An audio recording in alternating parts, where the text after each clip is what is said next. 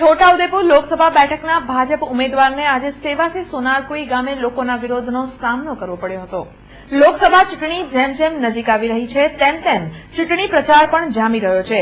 આજે છોટાઉદેપુર લોકસભા બેઠકના ભાજપ ઉમેદવાર રામસિંહ રાઠવાએ પાદરા વિધાનસભામાં આવતા સેવાસી અને સોનારકુઈ ગામે જનસંપર્ક રેલી યોજી હતી।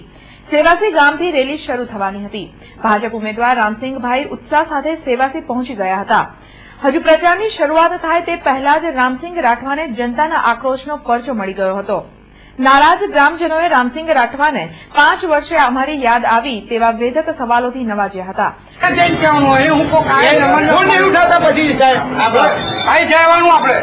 ઘરના પૈસા ખર્ચે પાછા નહીં મળે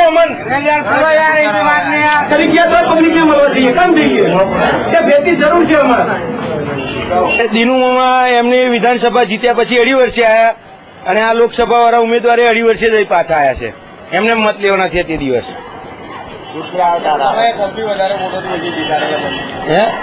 અરે દિનુમાં અમારા સેવાસી પરત જીત્યા છે। એ 4200 મતે જીત્યા છે। સેવાસી અને સોનારકોઈના મત મળ્યા છે ને એ જીત્યા છે। સાંસદ ને ધારાસભ્ય હા આજે આવ્યા છે। તમે શું રજૂઆત કરી? અમે રજૂઆત કરી કે તમે આજે વોટ લેવાની થયા તે દિવસે આવ્યા તમે, બાકી અત્યારે લગીને આવ્યા નહીં, આવી ગયા છે। શરૂઆતના વિરોધથી રામસિંહભાઈ પરસેવે રેબઝેબ થઈ ગયા। ગામના થોડાક આગેવાનોએ મામલો સંભાળી લઈ લોકોના વિરોધને શાંત પાડ્યો અને બાદમાં રામસિંહ રાઠવાના લોકસંપર્ક રેલીની શરૂઆત થઈ। રામસિંહ રાઠવા સાથે ધારાસભ્ય દિનુમામા સહિત ગણ્યા ગાંઠિયા જ સમર્થકો, કોઈ સંગઠનના નેતા નહીં કે કોઈ ગામના આગેવાનો નહીં, બસ એક જીપ અને લક્ઝરી ગાડીઓનો કાફલો પ્રચારમાં ગામમાં ભર્યો હતો। જ્યાં રામસિંહ રાઠવા લોકોને મળ્યા અને પોતાને મત આપવા હાથ જોડ્યા। લોકસંપર્ક રેલીમાં નીકળેલા રામસિંહ રાઠવા શરૂઆતના વિરોધથી જ સ્તબ્ધ હતા। જોકે રામસિંહ રાઠવાને પણ મોદીના નામે જીતી જવાશે તેવી આશા છે, એટલે લોકોના વિરોધને અવગણી મોદીના ગુણગાન ગાવામાં જ લાગ્યા। મોદીના ભરોસે ફરી 5 વર્ષે સાંસદમાં બેસવાના સપના જોતા રામસિંહ રાઠવા માટે છોટાઉદેપુરમાં જીત મેળવવી લોઢાના ચણા ચાવવા જેવી છે। ત્યારે તેમનો તો એકમાત્ર આશરો છે નરેન્દ્ર મોદી।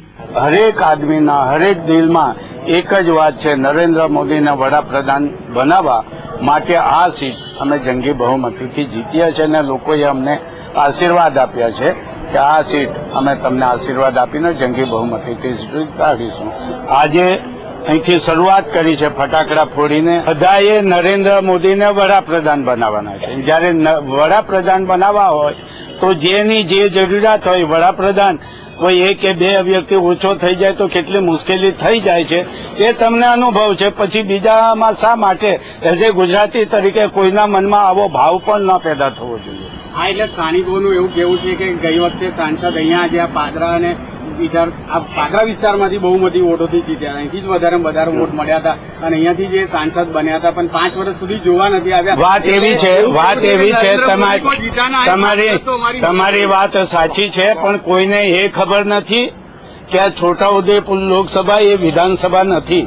એ 7 વિધાનસભાની 1 લોકસભા, 15 તાલુકાની આ વિધાનસભા અને એમાં 15 તાલુકામાં ગામો આવતા હોય તો 2100 ગામો આવે છે।